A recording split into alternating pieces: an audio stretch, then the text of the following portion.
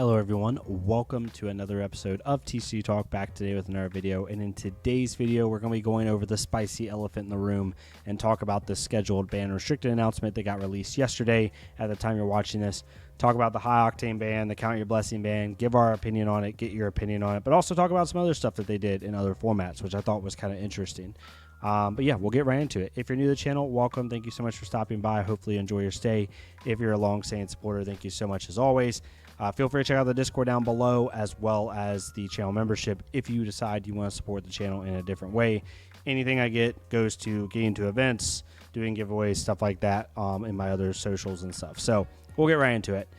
So a couple things. The biggest elephants in the room is high octane and count your blessings. I personally think, since I've been playing the game in Monarch, I cannot think of a more anticipated ban restricted announcement. Not in terms of how it affects the game, but in terms of people just wanting to know what they're going to do. I can't remember a time. If someone has a better time, let me know. But I think that this is the most anticipated one on both sides. Some people think nothing should happen. Some people think something should have happened. The first thing we talk about is high octane. James, this is written directly from James White. He said, a few months back when we published the updated design and development principles, we put much focus into guiding the game away from creating offensive overlaps. In isolation, a high octane does not create offensive overlaps, which I thought was interesting. A truism of Flesh and Blood game system is a permanent that can attack is worth some percentage of a card when evaluating value per card on a turn cycle. There are deeper layers of this consideration, such as playing a card expends it from your deck while activating a weapon typically preserves it, right? So weapons should be at a lower rate, but they preserve cards, essentially. There's what it should be, in my opinion. Now, the interesting thing about this is I don't think high octane, this is just my opinion. I think the only reason high octane wasn't banned in the month ago ban restricted announcement, which was on, and I'm going to talk about this in a second, September 4th, so 2 months since then, right? Was because the Dash.io Armory deck was coming out. Let's be real. I think that was the reason. They didn't want to hurt the sales of that, which makes sense. I mean, that's a business decision. I don't fault them for that. But I don't think it was because in isolation it doesn't create it. I think it was because they wanted to sell Armory decks. But regardless, high octane is banned. I understand why some people are upset about this.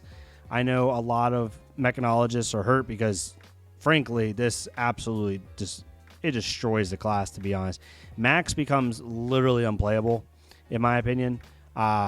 I think Max got a worse indirect hit to its kit than Katsu did with Bonds of Ancestry. And I mean that. Like, I think that Katsu's at least like somewhat playable in his original state, whereas Max, literally there's no reason to play the hero, in my opinion. Absolutely no reason. At least Katsu, you can kind of have some fun with certain things, but Max, it really hurts. This also hurts Dash really, really bad. You can still play like the slab Dash version, I guess, if you don't want to care about the high octane turns, but honestly, like, this hurts Dash really bad as well.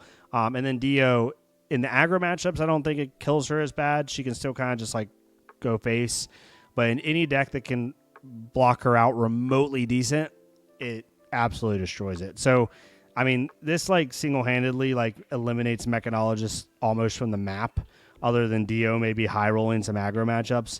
That's literally about it. But as far as Max and Dash, I think it actually just like dumpsters them. Count Your Blessings blue being banned. So I want to point out one thing, and maybe I'm reading into this wrong, and if I am, please let me know in the comments. Please keep me honest. James White says something that, into my opinion, is a little concerning. I'm not going to rant about this. I'm just going to kind of present it and get your thoughts on it. He says, Count Your Blessings Enigma is what a control deck looks like in Flesh and Blood. So he says up here, my definition of a control deck in the broad context of TCGs is a deck whose strategic premise is to neutralize threats of an opponent. Once it is established an impenetrable control of those opponent's threats, the actual winning of the game becomes a formality. As an additional prerequisite, in my view, is a control deck is built and piloted to play towards a long game. I do agree with this to an extent. My initial rebuttal to this statement would be, in other trading card games, there's more board state presence. So control decks will neutralize your threats, but even as an aggro deck or even a mid-range combo deck, you can set up more board state to help deal with that if you can somehow punch through that control.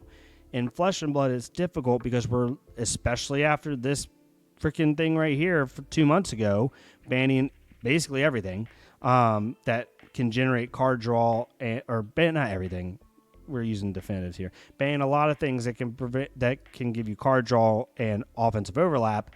I am now limited to 4 cards in my hand more times than not. And since I am limited to that, it's very difficult to punch through 54 life when you're limiting. If I'm not an illusionist and I can't create a board state, or I'm not some type of combo deck like Kano and you give me all the time in the world to do it, it makes it really difficult, especially in terms of Enigma, which also got me when he said this. He said, Count Your Blessings Enigma is what a control deck looks like in Flesh and Blood. Its strategic objective is to neutralize the opponent's threats. Once it's achieved its strategic objective, reducing the opponent's to 0 is a formality. I have a lot of problem with this statement right here, because literally 2 months ago, the same individual in James White, I'm just going to be honest here, literally said this: it's always been our intention to offer players ways to create offensive overlaps so the majority of games end with a hero being reduced to 0 life rather than 0 cards in deck. So if your intention is for 0 life rather than 0 cards, then how is a deck where being at 0 is a formality the epitome of control in your game? It doesn't make sense. They contradict each other, in my opinion. Just my opinion. The one thing he does say in here that I do agree with is fundamentally, I don't think Count Your Blessings is a problem. I disagree with that part. But what I do agree with is the problem is a lack of agency that currently exists to engage with the control decks when they are this good. I agree. The issue with Enigma is she can control you and neutralize your threats while also attacking with the same things that are neutralizing you. That's the issue. By that, I mean the current card pool is either too limited and or go-to options that are easily counterplayed by Count Your Blessings player. Talks about the Poison the Well and how you can get around Poison the Well. And then he talks about how they're making things that are going to be able to deal with this potentially and other types of card types. I'm going to be very interested to see how they deal with an instant, because you can make things that deal with gaining life like Reaping Blade, but how are you going to deal with an instant? Because they make this is an example, Jagged Edge, which says target weapon attack gets +3 damage, can't be prevented. So they're dealing with things that get around prevention. I don't know how you're going to deal with instants gain life, but who knows? Saying all that, till the current card pool offers more ways to engage with Count Your Blessings, we're lowering the ceiling of the archetype by removing blue. There's a good chance we will return to this card in CC in the future, so hold on to the extended art Count Your Blessing promos coming into December Armory kits. Again, this is more of a... I'm trying not to rant here. This is more of a business decision. They had this as an Armory kit. It was supposed to be something that it's similar to the High Octane ban. This is literally a business decision, which is annoying. Regardless, I don't think Count Your Blessings should be in a game where if I don't have a way to create a board state, if you're going to limit my action points and limit my card draw with your design principles that you put out 2 months ago, then don't give a hero a way to gain 54 life. Because if I can't interact with you good enough, it just knocks out half the heroes in the game, which is what it did. But I won't rant on anymore. It is what it is. Let me know what your thoughts are in the comments. I know this is somewhat of a divisive topic in the community a little bit. So in Blitz, Zen is no longer Living Legend status. We know about that due to the point changes. Belittle is banned due to Zen now being back in the format, which makes sense. It might come back once Zen leaves. Makes complete sense to me. And then Hadron Collider, I hope I'm pronouncing this right. I know what the card does, but it says this may come as a surprise, but because of Data Doll mixed with the new Armory deck start and play, stay and play stuff, they're trying to get ahead of the issue of Data Doll just being broken, which makes complete sense to me. In Living Legend, Open the Floodgates is restricted. Again, makes sense. Kano is absolutely insane in Living Legend, so they're just trying to not allow. It says full powered Kano decks running the maximum 9 copies of Open the Floodgates, in addition to all the draw 2 cards that exist, like all the tomes. While Living Legend is a place to do the most powerful things in the game, Kano with this much draw power is ending games too quickly, too consistently, and therefore it's restricted to a single card in deck. Starstruck was also unrestricted, so now Starvo can run it, which makes sense to me. It says as the format has evolved over the years since its inception, it's come a long way from Starvo's domination. We now feel it's comfortable to give Bravo back full access to Starstruck. Makes complete sense to me. I'm okay with that. And then Ether Ironweave is banned in Commoner because of Chain, which is hilarious. Overall, I don't agree with everything James White said, but really that's not the point. right? This is a game that he loves very dearly, and regardless of what my opinions are, you know, it is near here or there. I do think unless they give us some way to consistently deal with life gain at a generic level, I don't think Count Your Blessings should be in the game, right? Because right now, life gain is very hard to mess with. It's only class specific. And the fact that any deck can run this, so long as they have a board state based hero in the game, I don't think this card should exist. If this was an action with no go again, it would actually make sense, because then you could actually you could even give it go again. If this was an action card, same effects, same everything, it's just an action card. They can't play it on your turn or in response to something, or in order to play multiple of them, they have to hold all the cards and take all the damage on your turn.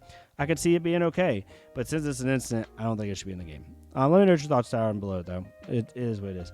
Regardless, this is what happened. I think this is healthy for the game.